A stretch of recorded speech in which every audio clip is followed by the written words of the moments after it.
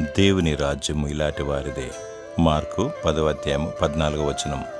ధనవంతులు, జ్ఞానవంతులు, పేరు ప్రతిష్టతలు గలవారు మరియు గొప్పవారు దేవుని నిత్య రాజ్యంలోకి ప్రవేశించడం అసంభవం.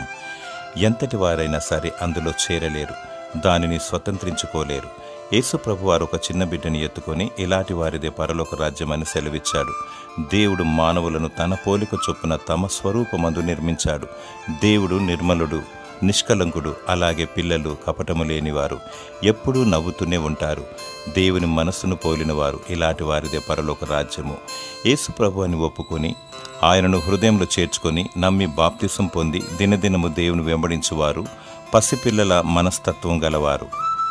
మారు మనసును పొంది స్తుతి ఆరాధనతో వాక్యాన్ని ధ్యానిస్తూ ప్రార్థిస్తూ అంతము వరకు దేవుని వెంబడించు. దేవుడు నిన్ను కరుణించి తన నిత్య రాజ్యమును నీకు దయచేయునుగాక.